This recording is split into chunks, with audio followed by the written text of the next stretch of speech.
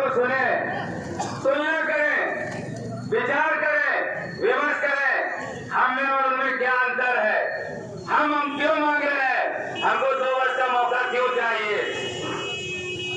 साथियों, कई वर्षों से यहाँ पर निरंतर मजदूर यूनियन की कार्य समिति लगभग 14 वर्षों से चल रही है, लेकिन क्या उनकी कार्यशैली 14 वर्षों से जो आपने उनको मौका दिया है, क्या सही तरीके से उन्होंने अपने कार्य को निष्पादित किया है? क्या ईमानदारी से उन्होंने कर्मचारी हित को रखा है? क्या आपके मुद्दे एजेंडों को प्रशासन से सही जगह फोरम में बात रखी है? नहीं रखी। हम आपको बताया है, यहाँ निर्माणी में 2-3 उदाहरण के रूप में मैं आपको चीजें बताऊंगा, विचार करिएगा क्या इसमें कार्य होना चाहिए कि नहीं होना चाहिए।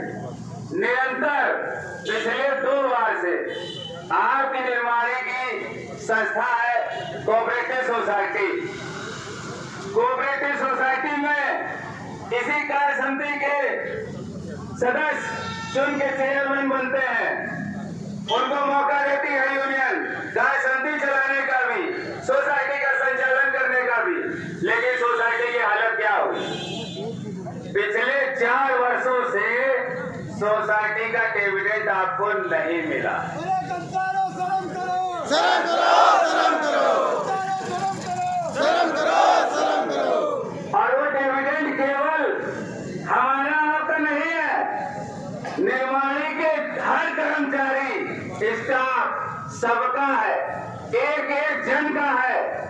ये लोग निर्माणी में जितने भी कर्मचारी स्टाफ है, सबके पैसे का दुरुपयोग कर रहे हैं। अब आपको अपने अधिकारों के लिए खुद ही सचेत होना है। अगर आप अधिकारों के लिए नहीं लड़ेंगे तो कोई नहीं देता है। हमें सरकार से भी अपने अधिकार लड़के ही लेने हैं, और यहाँ भी इनसे अधिकार अपने लड़के ही मिलेंगे। तो मेरे साथियों, मैं आपको उदाहरण के तौर पर 2-3 काम और बताता हूँ जो हम लोगों ने आज से 2 कार्य समिति सदस्य जीते थे। फोरम में उचित जगह पर बात रखते हुए हम लोगों ने वो कई समस्याओं का हल कराया। निर्माणी में बहुत से मेरे साथी भाई कई जगह से ट्रांसफर आकर के हमारे निर्माणी में ज्वाइन किए थे। उन साथी भाइयों को उनकी सर्विस को जोड़ते हुए यहाँ प्रमोशन नहीं दिया जा रहा था, और ईमानदारी से वो लोग दिल पे हाथ रख के पूछेंगे, लाल झंडे के भी लोग हैं उसमें, जिनका कार्य आपके 2 कार्य समिति ने मिलकर और गठबंधन के लोगों ने मिलकर पूरा कराया। जो ट्रांसफर आए थे उनकी वहां की सर्विस प्लस यहाँ की सर्विस काउंट करते हुए 6 महीने बाद उनका प्रमोशन करवाया। यहाँ पर साथियों, ये आपके कार्य समिति के 2 सदस्य की ताकत थी। मैं और एक उदाहरण रखना चाहता हूँ। एक एजेंडा मैंने फोरम में और रखा था। हमारे कुछ साथी भाई हैं जो फैक्ट्री से 10-12 किलोमीटर दूर OHA की सुविधा से वंचित है, उनको एक AMA सुविधा मिलती है, AMA कार्ड की। इस निर्माणी में पिछले 7 वर्षों से वो कार्य नहीं किया जा रहा था। वो पॉइंट एजेंडा हमने यूनियन में वहां फोरम में रखा, लेकिन हमारे कार्य समिति सचिव, क्योंकि एजेंडा वही तय करते हैं, हमने एजेंडा रखा, वहां हमारी बात मानी गई कि हाँ ये कार्य होना चाहिए।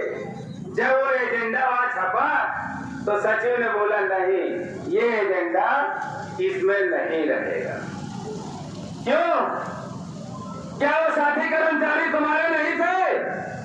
क्या सिर्फ तुम कुछ ही लोगों के वोट से जीते हो?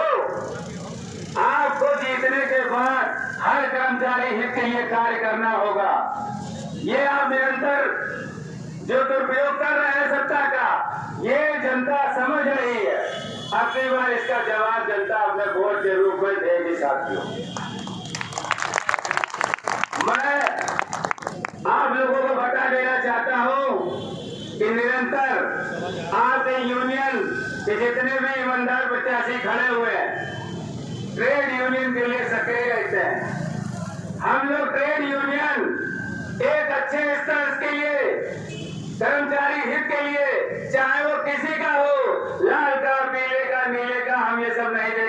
हम कर्मचारी हित में कार्य करते हैं और कर्मचारी हित में कार्य करते रहेंगे। मजदूर एकता जिंदाबाद, मजदूर एकता जिंदाबाद। निर्माणी में जंग होनी चाहिए कर्मचारी हित के लिए। जंग थी है निर्माणी में और कामेट फंसे हैं झाड़ी में। इनके पास फोरम में केवल झाड़ी, पेड़, नाली, घास कटाई के अलावा और कोई मुद्दा ही नहीं होता मेरे साथियों। क्या इससे कर्मचारी का हित हो जाएगा? मेरे भैया, ट्रेड यूनियन की दिशा ही बदल रही है इन लोगों ने। ट्रेड यूनियन में कर्मचारी हित की बात होनी चाहिए, प्रमोशन की बात होनी चाहिए, पे पॉकेट की बात होनी चाहिए, ओटी की बात होनी चाहिए, हमारे दरबान भाई, फायर ब्रिगेड भाई, एसेंशियल भाइयों के स्पॉट लंच की बात होनी चाहिए, महिलाओं के लिए रेस्ट रूम, बच्चों के लिए बाल शिशु गृह की बात होनी चाहिए।